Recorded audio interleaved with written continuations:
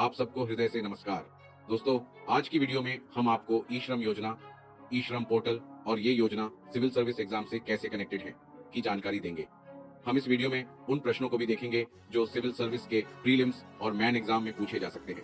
दोस्तों, क्या आप जानते हैं कि भारत में 94% श्रमिक असंगठित क्षेत्र में काम करते हैं, लेकिन इनमें से ज्यादातर के पास न तो सामाजिक सुरक्षा है और न ही पेंशन या बीमा जैसी बुनियादी सुविधाएं।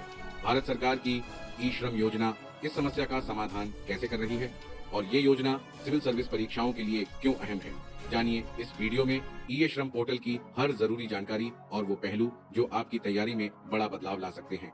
तो चलिए इस अनोखे सफर की शुरुआत करते हैं। ई श्रम योजना असंगठित क्षेत्र के श्रमिकों के कल्याण और सामाजिक सुरक्षा सुनिश्चित करने के लिए एक महत्वपूर्ण पहल है। सिविल सेवा परीक्षाओं जैसे यूपीएससी, राज्य पीएससी में यह योजना इसलिए महत्वपूर्ण है क्योंकि यह न केवल भारत की सामाजिक और आर्थिक संरचना से जुड़ी है, बल्कि इससे जुड़ी नीतियों, योजनाओं और उनके प्रभाव का अध्ययन करना आवश्यक है।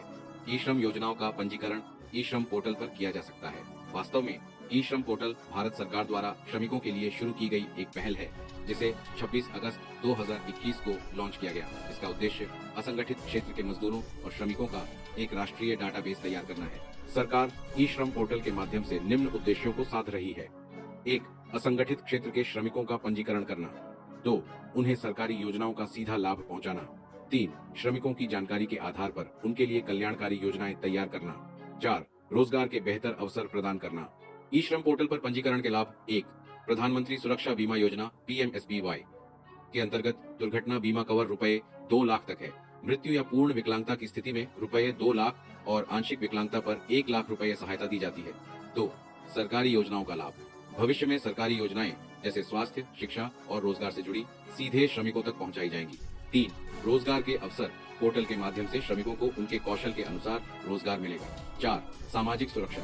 सामाजिक सुरक्षा योजनाओं का सीधा लाभ जैसे पेंशन और स्वास्थ्य योजनाएं सीधे लाभार्थियों तक पहुंचाई जाएगी। ई श्रम स्कीम में असंगठित क्षेत्र के श्रमिक जिनकी आयु 16 से 29 वर्ष के बीच हो एवं सभी मजदूर, घर में काम करने वाले, रिक्शा चालक, मछुआरे, कृषि श्रमिक और अन्य असंगठित क्षेत्र के कर्मचारी इसमें स्वयं को पंजीकृत करा सकते हैं।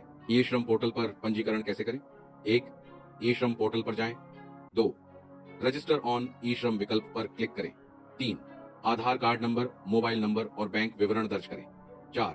OTP वेरिफिकेशन के बाद आवेदन सबमिट करें। 5. सफल पंजीकरण के बाद ई श्रम कार्ड प्राप्त होगा। सरकारी योजनाएं जो ई श्रम कार्ड धारकों को लाभ देती है। 1. प्रधानमंत्री सुरक्षा बीमा योजना PMSBY। 2. आयुष्मान भारत योजना। 3. आत्मनिर्भर भारत रोजगार योजना। 4. प्रधानमंत्री श्रम योगी मानधन योजना। 5. राष्ट्रीय सामाजिक सहायता कार्यक्रम।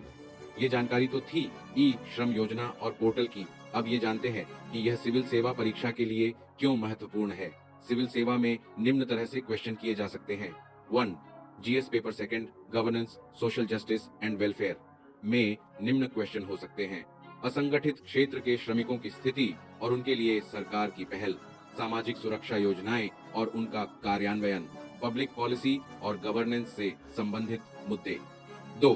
GS paper third, economic development में श्रमिकों की आर्थिक भागीदारी और विकास में उनका योगदान, रोजगार और बेरोजगारी से जुड़े मुद्दे, असंगठित क्षेत्र का भारतीय अर्थव्यवस्था में योगदान आदि क्वेश्चन हो सकते हैं।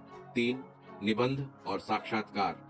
सामाजिक सुरक्षा और श्रमिक कल्याण जैसे विषयों पर निबंध पूछा जा सकता है। साक्षात्कार में सरकार की नीतियों के कार्यान्वयन पर चर्चा की जा सकती है। प्रीलिम्स प्रश्न और मेन में ई श्रम योजना से संबंधित संभावित प्रश्न हो सकते हैं। 1. ई श्रम पोर्टल का उद्देश्य क्या है? A. सरकारी कर्मचारियों के लिए सामाजिक सुरक्षा। B. असंगठित क्षेत्र के श्रमिकों का पंजीकरण। C. शहरी विकास के लिए योजना। D. केवल महिला श्रमिकों के लिए योजना। 2. ई श्रम योजना के तहत कितनी आयु वर्ग के लोग पंजीकरण कर सकते हैं? A. 18 से 40 वर्ष। B. 16-29 वर्ष। C. 20-60 वर्ष। D. 18 से 45 वर्ष। 3. ई श्रम पोर्टल का संचालन किस मंत्रालय द्वारा किया जाता है? A. वित्त मंत्रालय। B. श्रम और रोजगार मंत्रालय। C. ग्रामीण विकास मंत्रालय। D. गृह मंत्रालय। मेंस के लिए प्रश्न। 1.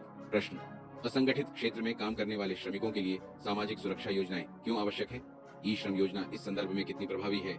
उत्तर संकेत, असंगठित क्षेत्र के मुद्दे, अनिश्चित आय, सामाजिक सुरक्षा की कमी, ई श्रम का उद्देश्य और लाभ, पंजीकरण, बीमा, कल्याणकारी योजनाएं। चुनौतियां, जागरूकता की कमी, कार्यान्वयन की समस्याएं। सुझाव, अधिक जागरूकता अभियान, श्रमिक संगठनों की भागीदारी। 2. प्रश्न, ई श्रम पोर्टल भारत में श्रमिक कल्याण के लिए एक क्रांतिकारी कदम है। इस कथन का विश्लेषण करें। उत्तर संकेत, ई श्रम पोर्टल का महत्व, श्रमिकों के जीवन स्तर में सुधार, डेटा का उपयोग और प्रभाव। उत्तर लेखन में उपयोगी डेटा और तथ्य। 1. भारत में लगभग 94% श्रमिक असंगठित क्षेत्र में कार्यरत हैं। 2. ई श्रम पोर्टल पर 30 करोड़ से अधिक श्रमिक पंजीकृत हो चुके हैं 2024 तक। 3. असंगठित क्षेत्र का भारत की जीडीपी में योगदान लगभग 50% है। 4. विश्व बैंक की रिपोर्ट के अनुसार भारत में सामाजिक सुरक्षा का कवरेज वैश्विक औसत से कम है। इस योजना को समाज के सबसे कमजोर वर्गों तक पहुंचाने की चुनौतियों को समझना और समाधान प्रस्तुत करना एक सिविल सेवक के दृष्टिकोण से अत्यंत आवश्यक है। तो दोस्तों, ई श्रम योजना केवल एक सरकारी पहल नहीं, बल्कि करोड़ों श्रमिकों के लिए एक जीवन रेखा है। साथ ही सिविल सर्विस परीक्षा की दृष्टि से यह योजना आपकी तैयारी में गेम चेंजर साबित हो सकती है। अगर आपको इस वीडियो से कुछ नया सीखने को मिला हो तो लाइक और सब्सक्राइब करना न भूलें और कमेंट में हमें बताइए कि आप ई श्रम योजना को लेकर क्या सोचते हैं। मिलते हैं अगले वीडियो में एक और ज्ञानवर्धक विषय के साथ। तब तक सीखते रहिए और सफलता की ओर बढ़ते रहिए। जय हिंद, जय भारत।